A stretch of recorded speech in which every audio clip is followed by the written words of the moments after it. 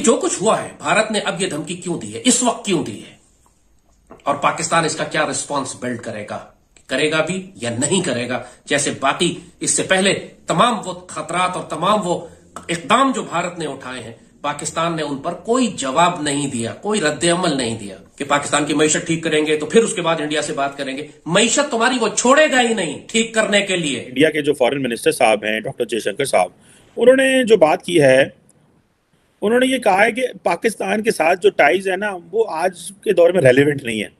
Doctor S Jaishankar ने बहुत tough line इस्तेमाल की और कहा कि पाकिस्तान और इंडिया के बीच जो बात करने का जमाना था वो गुजर गया, और जहां तक रही बात कश्मीर की, जब से आर्टिकल 370 कश्मीर से हटा है वो मुद्दा भी हमेशा के लिए खत्म हो गया। कौन सा मसलक है जिसको प्रॉब्लम है इस पे?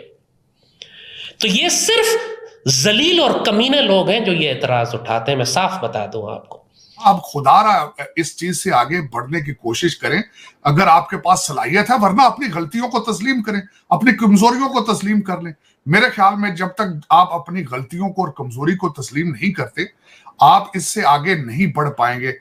मोदी जी को बुलाने में पाकिस्तान मिन्नतें कर रहा है, पाकिस्तान बहुत रिक्वेस्ट कर रहा है, पाकिस्तान को बड़ा इंतजार है, और उसका रीजन यही कहा जा रहा है कि पाकिस्तान को इस वक्त भारत की जरूरत है। मतलब जो पाकिस्तान या पाकिस्तान का मीडिया या जो पाकिस्तान की हुकूमत एक बड़े बड़े ख्वाब दिखा रही थी कि मोदी साहब को हमने इनविटेशन भेज दिया पाकिस्तान आने की, मोदी साहब का जहाज पाकिस्तान आ गया है, हम जी बॉर्डर खोलने की बात कर रहे हैं, हम ट्रेड करने की बात करें। इंडिया किसी भी इस तरह का कोई भी काम, ना कोई प्रोजेक्ट, इवन के बायलैटरल टॉक भी पाकिस्तान के साथ नहीं करना चाहता।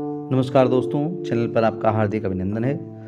दोस्तों, जब से भारत के एक्सटर्नल अफेयर्स मिनिस्टर यानी कि विदेश मंत्री डॉक्टर एस जयशंकर ने बयान दिया है पाकिस्तान पर कि अब पाकिस्तान से जो बातचीत का दौर वो ख़त्म हो चुका है, अब उनको उनकी भाषा में जवाब देने का वक्त है, अब बातचीत करने का वक्त ख़त्म हो चुका है। पाकिस्तान जो है वो बातचीत की लैंग्वेज को समझता नहीं है, वो उसी लैंग्वेज समझता है जिस लैंग्वेज में वो बात करता है, और वो लैंग्वेज आप सभी को पता ही है कि कौन सी है। तो दोस्तों, जब ये न्यूज़ ब्रेकआउट हुई तो पाकिस्तान में भी लोगों ने इस पर रिएक्ट करना शुरू किया। उनके जो एक्सपर्ट्स हैं या उनके जो भी बेवकूफ़ लोग हैं, आप बेवकूफ़ भी कहेंगे कि ऐसे लोग ऐसी कंट्री में रह रहे हैं जिसका कोई फ्यूचर नहीं है, तो बेवकूफ़ ही लोग हैं। तो एक लाल टोपी है दोस्तों, उसने भी रिएक्ट किया। ये पाकिस्तान का सबसे बड़ा कॉमेडियन है, बेवकूफ़ और लाल टोपी लगा के रखता है हमेशा। तो आइए देखते हैं लाल टोपी इसके बारे में क्या रो रहा है। जो कुछ हुआ है, भारत ने अब ये धमकी क्यों दी है, इस वक्त क्यों दी है, और पाकिस्तान इसका क्या रिस्पॉन्स बिल्ड करेगा भी या नहीं करेगा, जैसे बाकी इससे पहले तमाम वो खतरात और तमाम वो इकदाम जो भारत ने उठाए हैं, पाकिस्तान ने उन पर कोई जवाब नहीं दिया, कोई रद्द-ए-अमल नहीं दिया, कोई जारहाना हिकमत अमली इख्तियार नहीं की। एक पैसिव, एक खौफजदा, एक घबराई हुई, एक रिएक्टिव ये शहबाज डॉक्ट्रिन कि जिसके तहत आपने सिर्फ जाके भीख मांगनी है पूरी दुनिया से और पाकिस्तान की इज्जत और गैरत के सौदे करने हैं। पॉलिटिकल गवर्नमेंट है ही नहीं, वो तो सारे के सारे ऐसे बेशरम लोग हैं कि बादशाहों के सामने खड़े होकर कहते हैं उकुल खुबुस लाजिम उकुल इन्ना लिल्लाहि व इन्ना इलैहि राजिऊन, बेगर्स कांट बी चूजर्स। यानी ये इज्जत करवाई है हमारी दुनिया के सामने इन लोगों ने। इनसे ये तवक्को करना कि ये इंडिया के सामने खड़े होकर इनके पर स्टैंड लेंगे, ये तो ऐसी तवक्को करना है कि जैसे बिलावल बच्चा पैदा कर देगा, वो तो ये नहीं हो सकता। अस्तगफिरुल्लाह, ये लोग इतने घटिया हैं कि दिल चाहता है कि इनको जलील करे इंसान, जो इज्जतें इनको दुनिया में मिल रही हैं। अस्तगफिरुल्लाह अस्तगफिरुल्लाह। वो अखंड भारत बनाना चाहता है, आपको छोड़ेगा फिर भी नहीं। लिहाजा बेहतर यही है कि जंग आप उसके पास ले जाए, वरना जंग आपको लाहौर, पिंडी, इस्लामाबाद, सियालकोट, आजाद कश्मीर, गिलगित बल्तिस्तान, कराची में लड़नी पड़ेगी।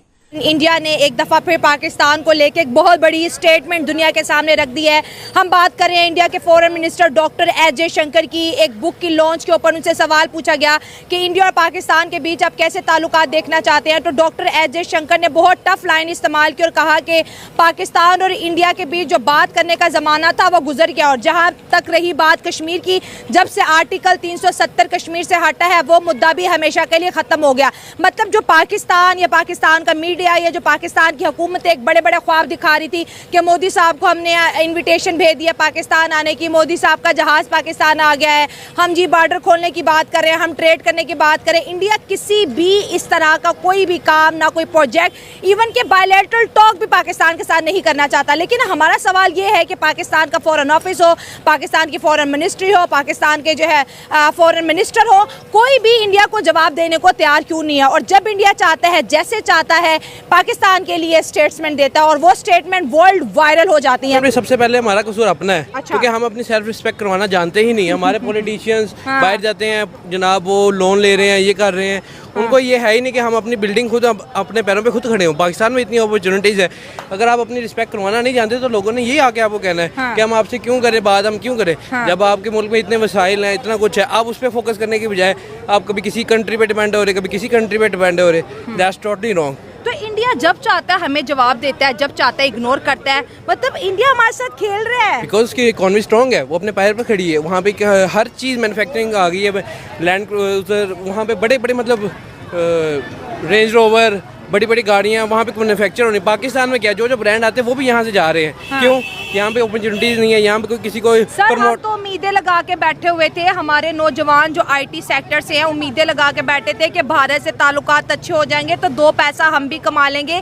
दुनिया की इतनी बड़ी मार्केट से हम आउट हुए हैं अपनी गलतियों की वजह से। देखिए, आप क्यों किसी पे डिपेंड हो रहे हैं? जब आपके पास टैलेंट होगा, आप दुनिया आपके पास खुद आएगी। लेकिन इंडियन मीडिया का ख्याल है कि पाकिस्तान जो है वो नरेंद्र मोदी जी नहीं आएंगे। अब खैर वो उनकी मर्जी है, जो भी कहिए, लेकिन बहुत सी बातें ये भी की जा रही हैं कि जी इंडियन मीडिया में भी और कई जगह पे भी भारत में ये बात की जा रही है कि जी पाकिस्तान बहुत इंटरेस्टेड है मोदी जी को बुलाने में, पाकिस्तान मिन्नतें कर रहा है, पाकिस्तान बहुत रिक्वेस्ट कर रहा है, पाकिस्तान को बड़ा इंतजार है।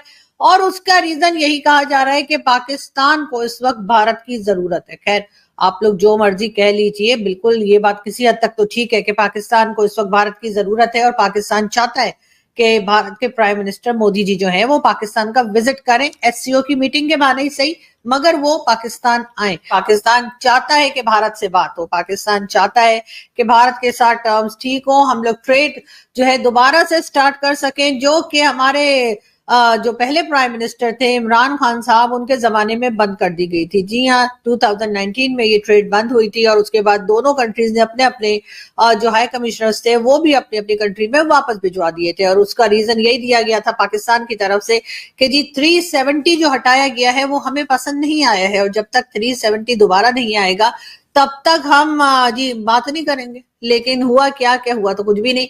370 ना तो वापस आया ना कुछ हुआ, लेकिन हमें ही यू टर्न लेना पड़ा। और इमरान खान के बकौल, यानी कि हमारे जो पहले प्राइम मिनिस्टर इमरान खान साहब है, उनके बकौल के यू टर्न लेना बहुत अच्छी बात है, सेहत के लिए अच्छा होता है। तो इसलिए हमने एक बार फिर यू टर्न ले लिया और हमने कहा कि ठीक है 370 नहीं लगाते, ना लगाएं, लेकिन दोस्ती कर लेते हैं, लेकिन ट्रेड दोबारा कर लेते हैं। लेकिन ये बात कई बार इसाक डार साहब की तरफ से कही गई, लेकिन भारत ने उसके ऊपर कोई खास हमें जवाब नहीं दिया।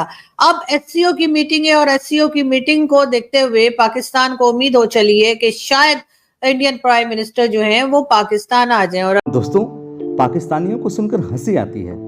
कहाँ से आते हैं ऐसे लोग? ऐसा लगता है ये लोग हमारे गोले के नहीं हैं, किसी और गोले से आए हैं। कितने तेजस्वी हैं ये लोग।